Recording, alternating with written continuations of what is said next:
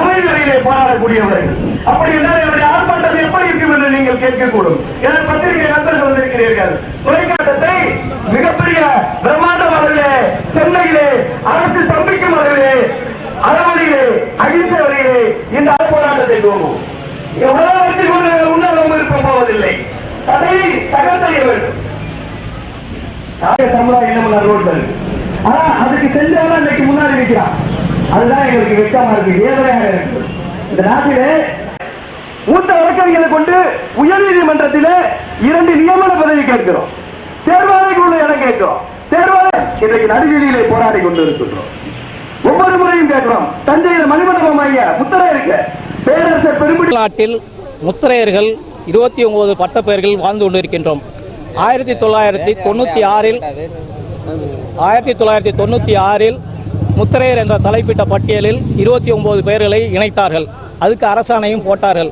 ஆனால் முத்தரையர் என்று போட்டுவிட்டு அந்த அரசாணைக்குள் இருக்கக்கூடிய 29 பெயர்களில் இருக்கக்கூடிய ஜாதிகளும் டிஎன்சி, எம்பிசி, பிசி என்று 4 பிரிவுகளாக இருந்தார்கள். ஆகவே எங்களுக்குள் ஒரு முரண்பாடு, எங்களுக்குள் கொள்வினை கொடுப்பினைகளெல்லாம் இருந்தது. ஆனால் சலுகையின் பெயரால் நாங்கள் பிரிக்கப்பட்டோம்.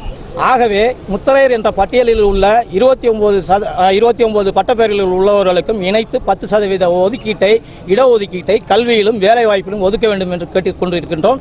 மேலும் அரசியலிலும் எங்களுக்கு இதுவரையிலும் 7, 8 அதிகபட்சமாக கிடைக்கக்கூடிய சட்டமன்ற தொகுதி 7, 8 கிடைத்துக் கொண்டிருக்கின்றது. ஆகவே அரசியலுக்கான தனிக்கட்ட போராட்டத்தையும் நடத்த இருக்கின்றோம். மேலும் இன்னொன்று சொல்ல வேண்டும் என்று சொன்னால், எங்களுடைய மக்கள் சமுதாய அந்தஸ்து பெறுவதற்கு காரணமாக இருந்தது பெரும்பிடுகு முத்தரையர் சிலை என்ற ஒரு சிலையை, மன்னர் சிலையை புரட்சித் தலைவி ஜெயலலிதா அவர்கள் திறந்து வைத்தார்கள். அவர் திறந்து வைத்த காரணத்தினால் ஏடுகளிலும் கல்வெட்டுகளிலும் பட்டயங்களிலும் இப்படி இருந்த எங்களுடைய சமுதாயத்தின் வரலாறு மக்களுக்கு தெரிவிக்கப்பட்டு அந்த சிலையும் நிறுவப்பட்டதனால் அவர் மேல் எங்களுக்கு ஒரு மிகுந்த மரியாதை ஏற்பட்டது. அப்படி மரியாதை ஏற்பட்ட காரணத்தினால் அவர் உடல் நலம் குன்றியிருந்த நேரத்திலே அப்பல்லோவில் சென்று சந்தித்தோம். 3 முறை சந்தித்தோம். ஒரு முதல்வர் என்ற முறையில் 3 முறை சந்தித்தோம். 3 முறையும் தம்பிதுரை அவர்கள் நலமாக இருக்கின்றார். கடைசியாக 2 நாட்களுக்கு முன்பாக, இறப்பதற்கு முன்பாக 2 நாட்களுக்கு முன்பாக சொல்கின்றோம். அப்பொழுதும் நன்றாக இருக்கின்றார் என்று சொல்கின்றார். வந்தவுடன் உடனடியாக செய்திகள் வருகின்றது, இறந்து விட்டார் என்று சொல்லி செய்திகள் வருகிறது.